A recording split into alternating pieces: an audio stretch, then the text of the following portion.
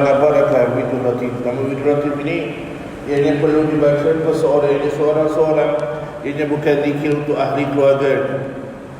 Kita ada zikir-zikir yang lain yang boleh seorang itu baca dengan niat untuk melindungi ahli keluarga. Yang adanya wirid Imam Nawawi radhiyallahu anhu, yang mana dalamnya tersebut kandungan yang mudah-mudahan Allah Subhanahu wa taala memelihara dirinya, keluarganya, jirannya dan sebagainya. Nama Widul Latif seperti mana yang kalau kita faham bahasa Arab tadi, semuanya ada mengenai dirinya. Aku raditu, aku berredha kepada Allah Subhanahu wa taala sebagainya. Maka ini perlu dibaca pada setiap orang. Ia bukan hanya diaminkan sahaja, tapi dibaca beramai atau perseorangan. Alhamdulillah. Dan kalau kita lihat dalam salah satu isi kandungannya adalah zikir yang mana kita dengar daripada khutbah kemarin. Bismillahirrahmanirrahim. La ya'lamu ma fi syarri fil ardi wa la fis samai wa huwa as-sami'ul 'alim. Iaitu adalah zikir yang seorang itu boleh mengamalkannya sesuai dengan apa yang diajarkan oleh Nabi sallallahu alaihi wasallam untuk meminta perlindungan daripada penyakit-penyakit, musibah, bala dan sebagainya. Barang siapa membacanya 3 kali pada waktu pagi akan dipelihara sampai waktu petang, dan barang siapa membacanya pada waktu petang 3 kali akan dipelihara sampai esok pagi. Begitulah apa yang disabdakan oleh Nabi Muhammad sallallahu alaihi wasallam. Jadi kita teruskan insya-Allah pelajaran kita khulufna, dan kita cuba untuk menghabiskan bab yang pertama, iaitu adab seseorang kepada Allah Subhanahu wa taala, sampai kita pada nota yang ke-8. Ada lagi 3, 8, 9 dan 10. Mudah-mudahan kita dapat habiskan dalam masa 25 minit atau kurang setengah jam insya-Allah yang kita ada. Jadi yang ke-8, Habib Umar Al-Allamah, Habib Umar bin Hafidh mengatakan, hendaklah seseorang itu banyak merendahkan diri di hadapan Allah Subhanahu wa taala dan bermohon kepadanya dengan bersungguh-sungguh dalam keadaan senang dan susah. Pertama, ada tiga perkara yang disebut oleh Habib Umar pada nota yang ke-8. Yang pertama, rendah diri kepada Allah. Apapun kurniaan yang Allah berikan kepada kita adalah milik Allah. Bila-bila masa Allah boleh tarik dari umur yang Allah berikan kepada kita, alhamdulillah, kita bersyukur kepada Allah kerana kami pada hari ini dipanjangkan usia oleh Allah Subhanahu wa taala. Alhamdulillah, bersyukur kepada Allah.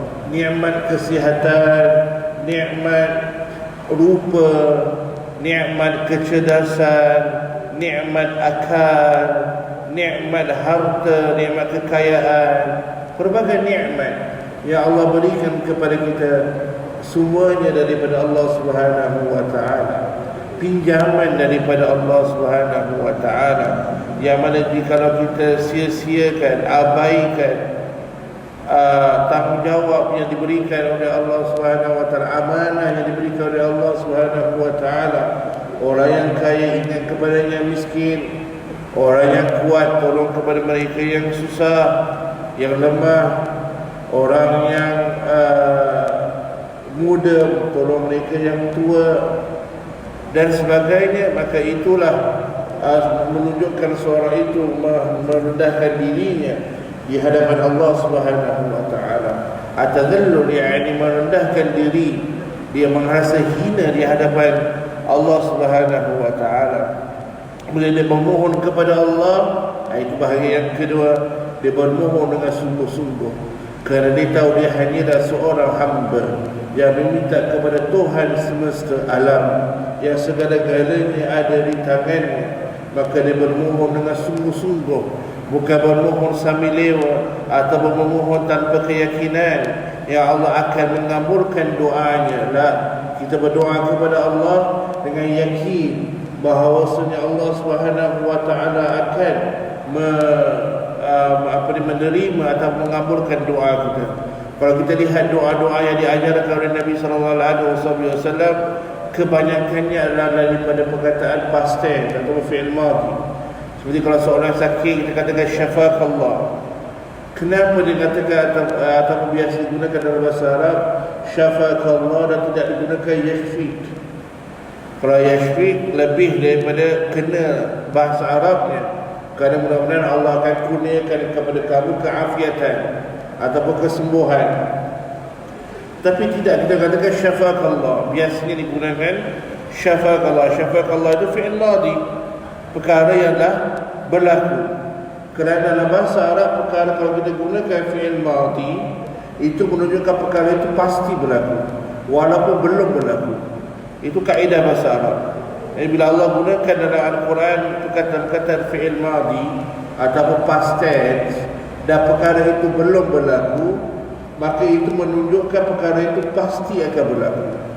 Maknanya dia sudah berlaku di dalam ilmunya Allah Subhanahu wa ta'ala. Tapi kalau Allah gunakan perkataan fi'il mudhari', ia juga boleh mengandungi makna akan datang. Fi'il ia juga boleh mengandungi makna ia mungkin datang dan mungkin tidak datang, future yang akan datang. Fi'il mudhari' dia boleh juga present tense sekarang, dan juga dia boleh memberi makna mustaqbal, yang akan datang. Jadi kita gunakan syafaat Allah dengan harapan doa itu telah diterima oleh Allah Subhanahu wa ta'ala. Dan mudah-mudahan ini Allah telah memberikan kamu keafiatan, telah memberikan kamu syifa. Itu adalah keyakinan kita kepada doa kita kepada Allah Subhanahu wa ta'ala. Maka salah satu sebab kenapa seorang itu doanya tidak diterima oleh Allah adalah kerana dia berdoa kepada Allah dalam keadaan dia tidak yakin yang doanya itu akan diterima oleh Allah Subhanahu wa ta'ala. Nabi Musa alaihi salam, kalau dia tidak yakin tongkatnya boleh menyembelahkan lautan yang begitu dalam, dia tidak akan ketuk lautan tersebut, kerana akan diketahukan oleh kaumnya. Kenapa kau ketuk laut, dan laut itu bukannya boleh terbelah, tapi kerana keyakinannya bahawasanya Allah Subhanahu wa ta'ala tidak akan mengecewakan hatinya para nabinya, maka dia pun ketuk dengan tongkatnya dengan keyakinan yang Allah Subhanahu wa ta'ala akan memberikan jalan kepada dirinya dan juga kaumnya. Ibunya Nabi Musa alaihi salam, kalau beliau tidak yakin yang anaknya akan selamat daripada meletaknya di dalam sebuah peti, mana ada akal seorang ibu yang nak meletakkan anaknya dalam sebuah peti kemudian dihanyutkan ke dalam lautan, lebih bahaya daripada disembunyikan di dalam rumahnya ke ataupun di mana sahaja. Tapi dia diilhamkan oleh Allah Subhanahu wa ta'ala untuk meletakkan anak kecil itu yang baru lahir ke dalam peti, kemudian peti itu diletakkan di atas sungai atau sungai Nil. Yang akhirnya peti itu pergi ke rumahnya Fir'aun. Yang mereka takuti bayi itu dijumpa oleh Fir'aun. Tapi akhirnya peti itu yang mengandungi bayi, iaitu Nabi Musa AS, sampai ke rumahnya Fir'aun. Kalau tidak keyakinan yang Allah berikan ke dalam hatinya Ibu Musa AS, beliau boleh menjadi gila. Bila ingin untuk menyelamatkan anaknya sekarang berada di tangan musuh. Tapi keyakinan beliau kepada janjinya Allah Subhanahu wa ta'ala, beliau suruh anak perempuannya untuk lihat ke mana anaknya, ke mana peti ini pergi. Kemudian anaknya yang pergi kepada istana memberitahu bahawasanya beliau ada seorang ibu yang boleh menyusukan anak. Dikembalikan Nabi Musa AS kepada ibunya sesuai dengan janjinya Allah Subhanahu wa ta'ala. Tidak Allah ilhamkan, Allah tanamkan keyakinan di dalam hatinya Ibu Musa. Jadi bila kita memohon kepada Allah Subhanahu wa ta'ala dan kita bertindak, pada minggu yang lalu kita mengatakan kalau seorang itu sudah berazam untuk melakukan sesuatu perkara, apa yang patut dilakukan? Fatawakkal ala Allah. Kena bertawakal kepada Allah Subhanahu wa ta'ala, letakkan harapannya kepada Allah Subhanahu wa ta'ala. Setelah dia istikharah misalnya, dia tidak tahu mana satu pilihan yang baik untuk dirinya, kemudian dia tawakal kepada Allah Subhanahu wa ta'ala. Bila sudah pilih satu keputusan, jangan imbas kembali, jangan ingat kembali, kerana ianya akan menimbul penyesalan jikalau adalah perkara yang tidak baik yang berlaku di atas decisionnya atau keputusannya ketika dia melakukan pembandingan di antara dua perkara misalnya. Jadi bila seorang itu bermohon kepada Allah, maka jangan hanya memohon kepada Allah ketika kita susah. Bermohonlah kepada Allah bila-bila masa. Mintalah kepada Allah walaupun sekecil garam, apatah lagi perkara yang besar. Perkara yang kecil pun kita minta kepada Allah, kerana semuanya adalah daripada Allah Subhanahu wa taala. Kita nak bangun tidur pun kita mohon kepada Allah, mudah-mudahan Allah bangunkan aku, mudah-mudahan Allah berikan kami kesihatan. Mungkin ada yang bangun tapi kemudian badannya sakit, mungkin ada yang bangun tapi tak mampu keluar rumah, mungkin ada yang tak bangun pun terlajar ataupun terus meninggal. Allah berikan kita kekuatan, maka ingatlah Allah Subhanahu wa taala ketika kita senang, dan saya Allah Subhanahu wa taala akan ingat kita ketika kita sedang dalam kesusahan. Udhkurni fadhkur, apa kata Allah Subhanahu wa taala, ingatlah kepada aku dan aku akan ingat kepadamu. Fadhkuruni adhkurukum, maka ingatlah kamu semua ingati aku dan aku akan ingat kepada kamu. Apa maksudnya daripada ayat tersebut? Adakah Allah perlu diingati baru dia akan ingat kepada kita? La, Allah SWT itu tak sepi daripada segala ilmunya. Segala perkara diketahui oleh Allah SWT.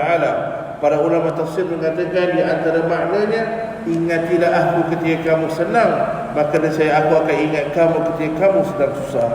Fadhkuruni inda syiddatikum, ingatlah aku ketika kamu dalam keadaan susah, dan saya aku akan ingat kamu dalam keadaan kamu senang. Hadis yang masyhur, 5 perkara sebelum 5 perkara,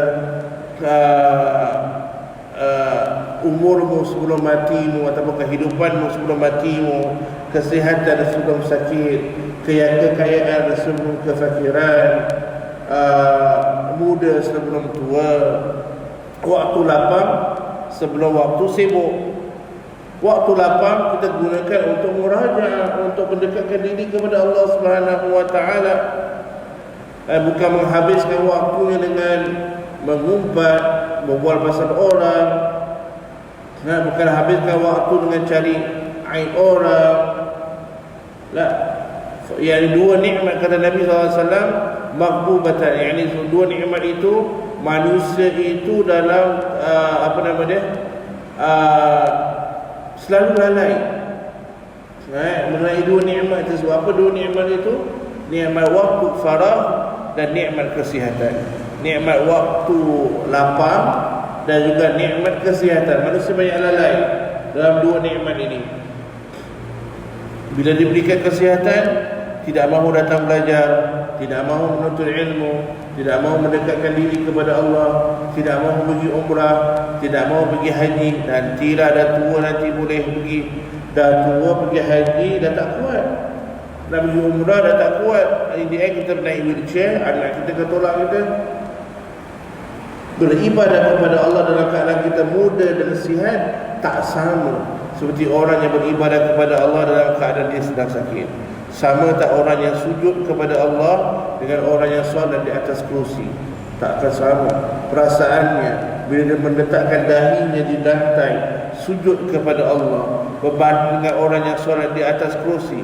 Bukan kerana dia nak, tapi terpaksa untuk solat atas kursi kerana sakit kaki ke atau terlalu tua. Tapi kalau ditanya kepadanya, kalau ada peluang untuk letakkan dahi di lantai, hendakkah kamu lakukannya? Pasti dia akan mengatakan iya.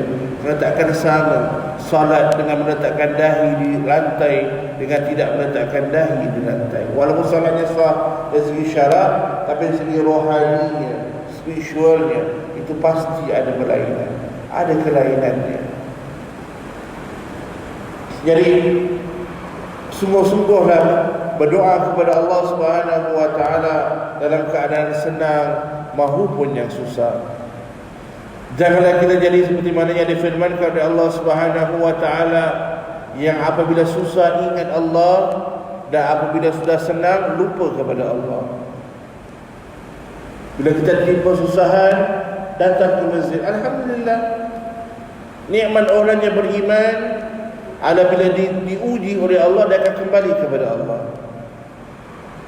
Tapi janganlah bila Allah sudah kembalikan kita ke jalannya dan diselesaikan masalah kita, kita kembali kepada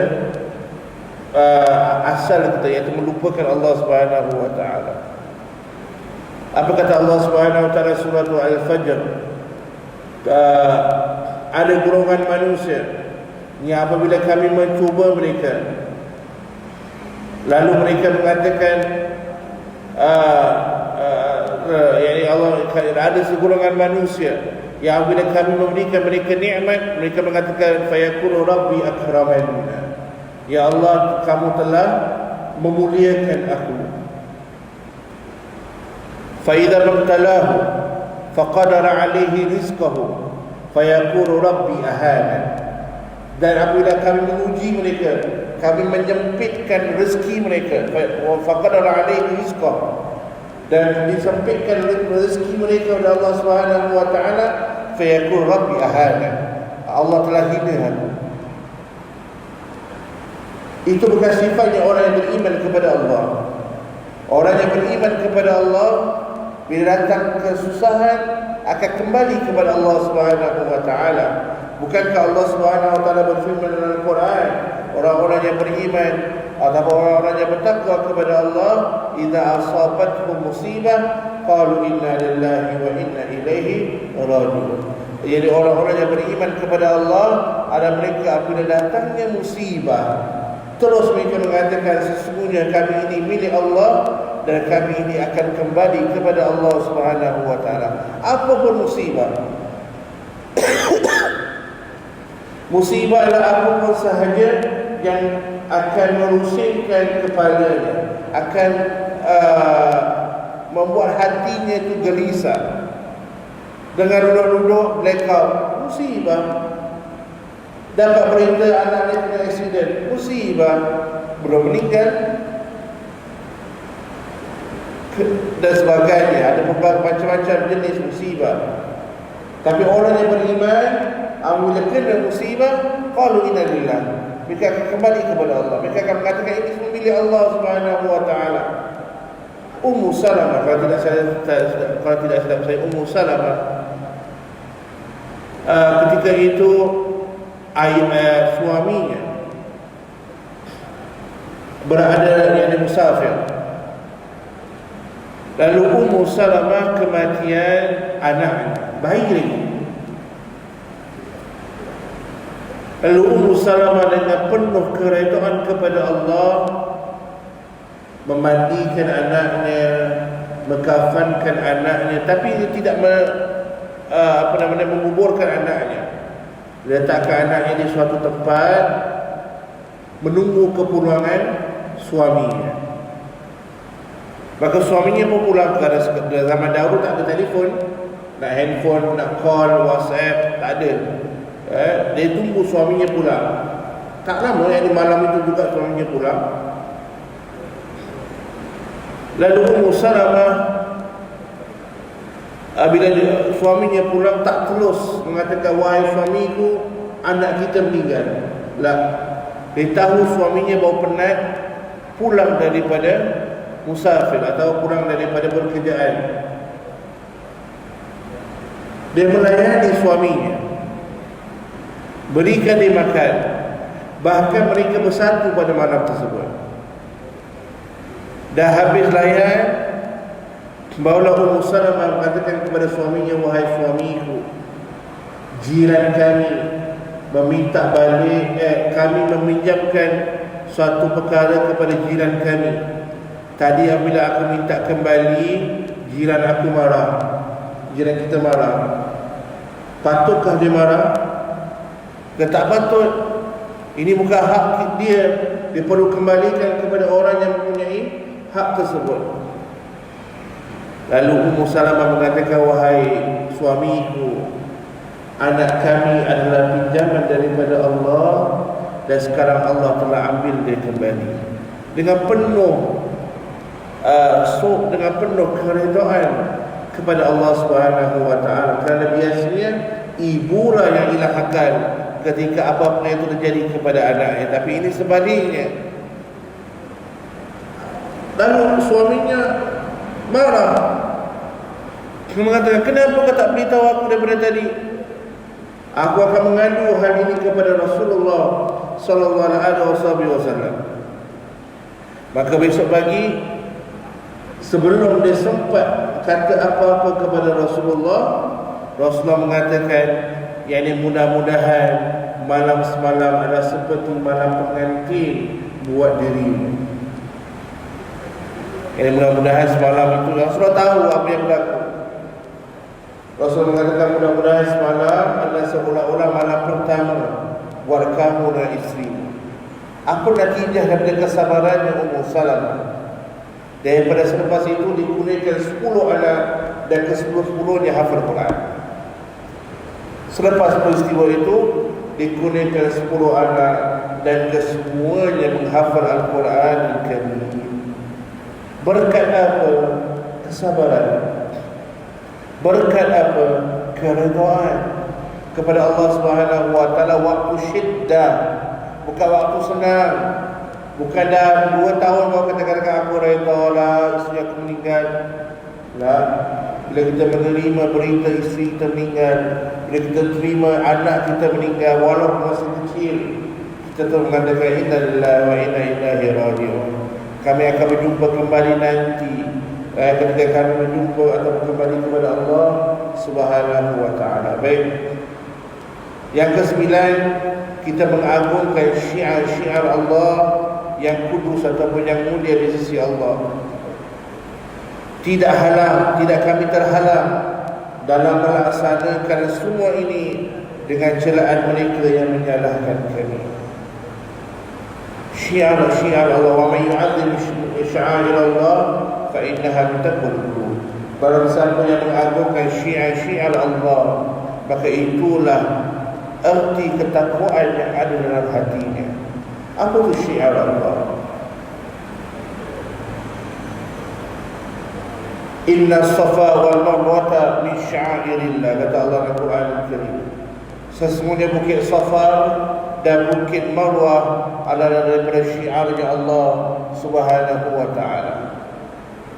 Bukit, apa yang membezakan bukit Safa dengan bukit-bukit yang lain? Kerana bukit itu bila orang lihat dan orang pergi, ingat kepada Allah, ingat kepada peristiwa seorang wanita yang agung di sisi Allah Subhanahu wa taala, iaitu Siti Hajar, dan akan terkenal anaknya yang sedang menangis menantikan air yang akhirnya diberikan air Zam-Zam oleh Allah Subhanahu wa taala, iaitu Nabi Ismail alaihi salam.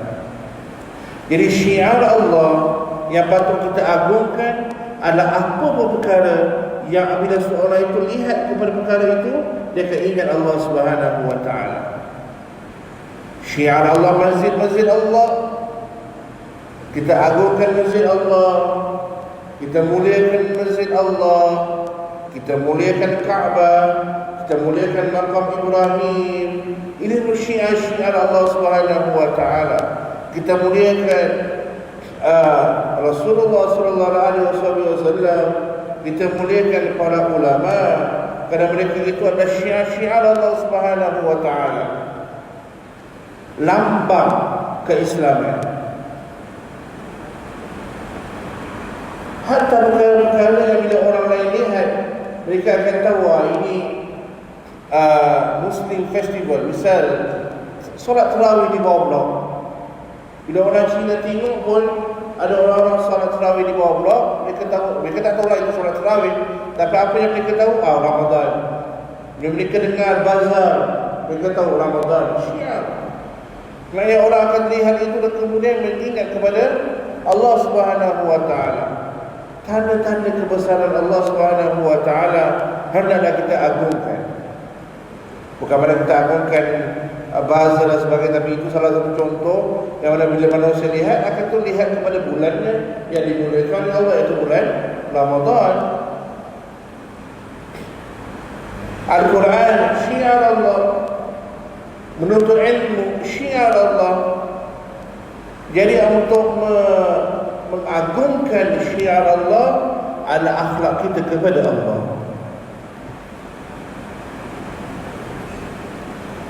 Dan kita tak terhalang untuk mengagungkan mereka walaupun manusia memandang rendah kepada perkara tersebut. Apalah, Kaabah itu kan hanya batu hitam, tak adalah manfaat sangat. Jangan timbul perasaan tersebut di dalam hati kita. Jangan sekali-kali timbul kita merendahkan apa pun syiarnya Allah Subhanahu wa taala. Yang terakhir, insya-Allah kami memelihara batas hukum-hukum yang ditetapkan oleh Allah Subhanahu wa taala. Pelihara hukum Allah.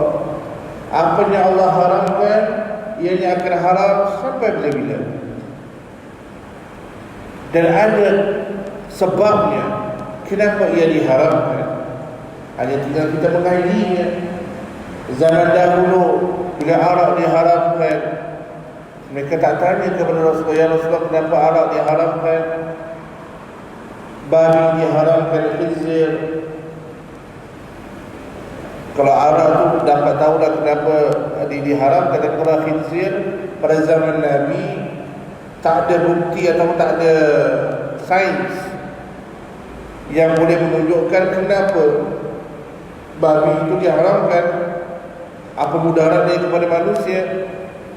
Tapi kami kami terima ianya dari arahan daripada Allah, dan kami taat kepada perintah daripada Allah Subhanahu wa taala. Batas hukum Allah.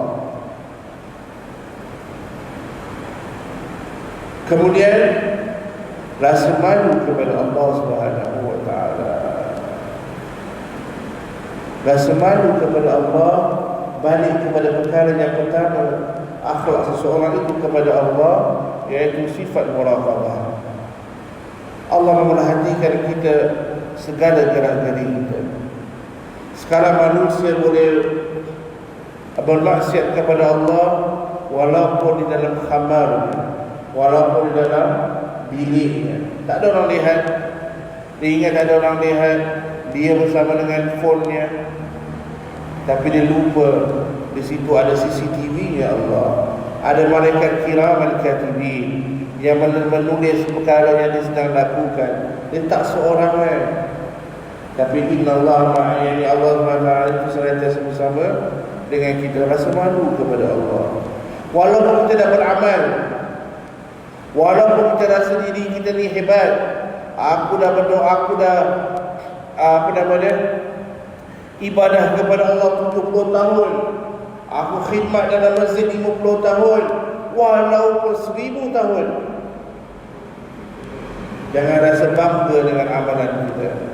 Belum tentu Allah terima satu pun, belum tentu Allah terima 1% pun daripada khidmat yang kita lakukan. Lalu kita nak bangga dengan apa? Syaitan akan sentiasa mencari jalan untuk kita membanggakan diri kita, dan akhirnya Allah padam segala amalan kita. Dia tahu kita ni kuat marah, dia akan cari jalan untuk buat kita marah, katakan perkara-perkara yang tertentu, akhirnya Allah padamkan amalan kita. Dikisahkan seorang yang telah berpuasa selama 40 tahun, Isnin dan Khamis, tak pernah miss. Maka syaitan pun terfikir, macam mana aku nak goda dia. Dan tak ada orang tahu dia puasa setiap minggu Isnin Khamis. Tak ada orang tahu. Dia dengan Allah. Maka syaitan pun terfikir, macam mana aku nak goda dia, macam mana aku nak hapuskan pahala. Maka syaitan pun datang menyerupai manusia, mengetuk pintu rumahnya. Dia pun membuka. Siapa kau? Oh, aku daripada musafir, aku kebetulan hari ini sedang berpuasa, boleh tak aku menjamu di rumah? Lalu orang kata, fadhal, biarkan masuk, insya-Allah kita akan berikan makan. Masuk. Masih siang lagi. Lalu syaitan tu mengatakan, dah pukul berapa ni? Bila kau nak start masak? Aku lapar ni. Mungkin baru pukul 2 petang. Dia kata, nanti dulu, belum waktunya. Setiap 10 minit dia tanya. Tanya. Sampai orang ni dah geram. Dia katakan, aku 40 tahun puasa, tak macam kau. Kau 10 minit minta makan. Mana makan, rasa tak masak. Aku dah 40 tahun puasa Isnin Khamis, tak macam kau. Kau pun 1 hari. Lalu syaitan mengatakan, dah, aku dah selesai matlamat aku. Dia pun senyum, dia pun nak minta balik. Orang itu beranjat, siapa kau? Dia kata, aku syaitan. Aku datang untuk hapuskan amalan kau. Sekarang Allah dah hidangkan semua 40 tahun yang kau puasa, malaikat iris, buang. Tak ada lagi yang hilang, tak ada lagi yang tersisa dalam amalanmu. Kau kena start balik. Lihat, rasa malulah kepada Allah. Jangan rasa bangga pun dengan amalan kita. Aku dah pergi haji 10 kali. 10 kali itu Allah iriskan haji kita. Kerana kebanggaan kita melakukan amalan, bukan kerana Allah Subhanahu wa ta'ala. Ayo, rasa malulah kepada Allah. Dan kita akhiri dengan hadis ini, barang siapa yang benar-benar malu kepada Allah, maka hendaklah dia pelihara 2 perkara. Apa dia? Isi kandungan kepalanya, yakni otaknya, akalnya. Jangan dia berfikiran yang kotor. Dalam solat dia fikir perkara-perkara yang tak baik. Walaupun di mana pun, isi kandungan kepalanya hendaklah dia pelihara. Dan serta perutnya, ini apa yang dia makan. 2 perkara jaga, kepalanya, perutnya. Kalau betul-betul malu kepada Allah, jaga pemikiran kita, jaga pemakanan kita. Dan ingat, itu yang perkara yang pertama, jaga kepala dan juga kandungannya dan juga perut dan apa yang terisi dalamnya. Ingatlah akan kematian. Wallahi, kalau kita ingat kematian, kita ingat suatu hari nanti kita tak boleh bergerak, kita ingat suatu hari nanti kita akan seorangan dalam kubur, apa yang nak kita banggakan ke? Dalam kubur kita seorangan, dalam kegelapan, tak ada orang bersama kita, wala isteri kita, wala anak kita, wala guru kita. Yang dapat menolong kita hanyalah amalan kita, itu pun kalau diterima oleh Allah Subhanahu wa ta'ala. Jadi dengan apa yang kita nak banggakan dengan diri kita. Maka ingatlah akan kematian dan perobotan selepas mati. Dan barang siapa yang inginkan akhirat, maka hendaklah tinggalkan kebiasaan kehidupan di dunia. Janganlah dia bermegah-megah dengan kehidupan di dunia. Bercukuplah dengan apa yang ada. Wallahu a'lam bissawab. Kami sudah habis. Walaupun ada macam-macam lagi yang boleh kami beritakan, boleh kami sampaikan mengenai akhlak seseorang itu kepada Allah Subhanahu wa ta'ala, namun masa tidak mengizinkan. InsyaAllah pada minggu hadapan kita akan masuk pada bab yang baru, iaitu akhlak manusia sesama manusia. Kita sesama manusia pun perlu berakhlak dengan yang tua, dengan yang muda, dengan yang alim, dengan orang-orang jiran kita. Semuanya kita perlu berakhlak dan merendahkan diri kita kepada Allah Subhanahu wa ta'ala. Tidak ada yang boleh dijadikan sebagai kebanggaan dalam kehidupan diri kita. Wallahu a'lam bissawab. InsyaAllah kita akan sambung pada minggu hadapan. Subhanakallahumma bihamdika, asyhadu an la ilaha illa anta, astaghfiruka wa atubu ilaik. Bismillahirrahmanirrahim. Wal 'asri innal insana fi khusr illa alladhina